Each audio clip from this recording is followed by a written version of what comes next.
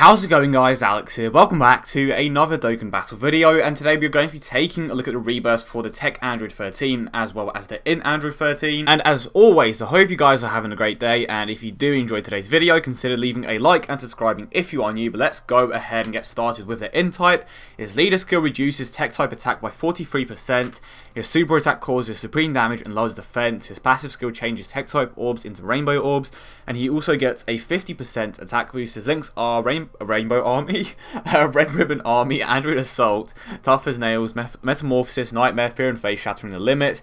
He has relatively high stats. His 12 key multiplier is 135%, so overall he did get quite a significant increase to some of his card, I would say. His leader skill went up by 3%, so if you haven't seen it already, I basically did a video where I use a double Android 13 lead. It's just a fun little video, and I'll leave it linked at the end, hopefully for you guys to check out. So I believe he did have supreme damage before. It may have been extreme, but to be honest, it doesn't make much of a difference because he isn't supposed to be the type where he is supposed to hit hard. So before he did have extreme damage and it goes up to supreme, he lowers defense, and I've said this before, lowering defense doesn't exactly provide that much to the team. It allows some of your units to hit that, like, just a tiny amount harder, which I guess is okay, but I said this multiple times before, lowering attack is just much more useful. And the thing about extreme mono INT at the moment is that they already have Buhan who can debuff, and I'm not too sure if Kid B can debuff as well. I think he lowers defense. I could be wrong. If I am wrong, let me know in the comment section down below. But his purpose was always to change orbs, and he worked really well with Buhan, especially on the very first mono INT teams. And that combination was just ridiculously overpowered. Well, I wouldn't say overpowered, but it just worked super well. And not to mention, he also has a great link set despite not having Fierce Battle. His best links by far are definitely Nightmare and Fear and Faith. It's a shame that he does not have Big Bad Bosses, because that would have been a great addition to his card. But he still has the Rebirth link, which I am not too sure who he shares that with. I'm trying to think off the top of my head. You have Turles. Who else? An extreme INT type that has that Rebirth link. Honestly, I can't think of too many off the top of my head. There are probably some really obvious ones, but if you do know any INT types that have that Rebirth link and are extremes, let me know in the comment section down below as always. So he also gets that 50% attack boost, and I'm surprised that they gave him that big of a boost. 50% is actually pretty big. They could have just gone down the horrible route where they give him a flat out attack boost, and that would have just been terrible. But they did go ahead and give him a percentage boost, which is great. So like I said before, his main role was always to provide orbs for units like Buhan, but now he can actually hit relatively hard himself. And if you want to go through the pain of farming his super attack, it will take you countless hours, countless medals, Zenny, just a lot of time. You can always go ahead and farm the TEQ one, which, like, he himself is a grind alone. So if you are that dedicated and you want to get him to super attack 10, the option is always there. You can just farm him from the story mode. So I guess if you have nothing else to do and you have a ton of stamina and stones, you can just go ahead and do that if you are, just willing to go through this hell. But another thing that I want to point out is that he does have a relatively high defensive stat, and I've touched on this before. The higher the defensive stat, the better that they are going to be able to tank, and when you have a unit like Buhan that can debuff, he is obviously going to be able to tank even better because of how high his defensive stat can be. And obviously when you have Buhan who can debuff, well, lower attack specifically, he's going to be tanking relatively well as being able to tank pretty hard and providing orbs to your other units, of course. Now here's the downside to this card. The biggest downside to this card by far is the fact that you have to use battlefield medals to awaken him, and that may not necessarily be a problem to majority of the players, especially for the players that have been playing for a very long time, because you most likely have over 100 SSRs at this point. But the thing is, like, let's just say that you are one of the newer players and you have only been playing for a few months, of course. How in the world does Bandai expect you to get 7 medals, which is 35,000 points, with a box that isn't that great, and you can only do Battlefield once a day now? Like, I believe it's here for 10 days, and you can only do it once a day. Like, how do you expect players, it's harder for the players with 100 plus SSRs, but how do you expect the free-to-play players that don't have too many SSRs to awaken a unit like this? That is what I don't necessarily get. I don't know why it's still in beta. It's a pretty straightforward game mode. I know that they've changed a few things outside of the actual game mode, but for the most part, everything's still exactly the same. So yeah, that is a bit of a letdown, but overall,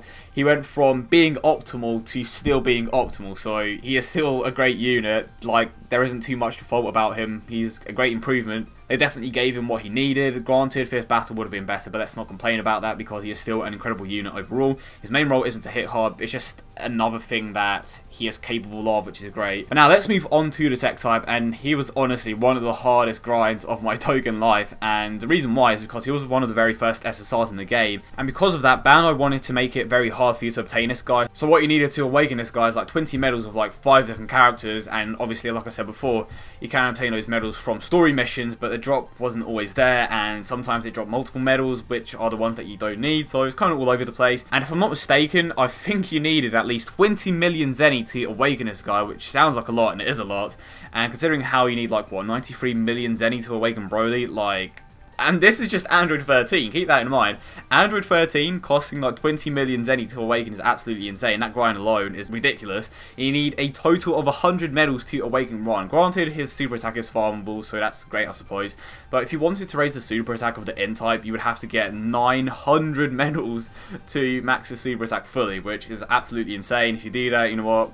I respect you massively. I don't know how you can put yourself through that torture, but I think it's comparable to LR Goku grind. But let's go ahead and jump into the card. I've been rambling on enough. His leader skill gives 2 key to tech, STR and physical types, as well as a 40% attack and defensive boost. He causes supreme damage and lowers defense. His passive skill gives him 4 key, as well as a 70% attack boost when key meter is 8 or more. His links are Red Ribbon Army, Android Assault, Tough as Nails, Metamorphosis, Fear and Faith, Shattering the Limits, and Nightmare, so he has the exact same links as the previous one. Again, his main links are Fear and Faith and Nightmare, which is obviously pretty damn good, and of course, when the Extreme Tech type lead comes out, he is going to be an optimal unit on that team, just mainly because of his links and the fact that he can hit relatively hard. To be honest, there may be, like, he is optimal, but there are better options than him, of course.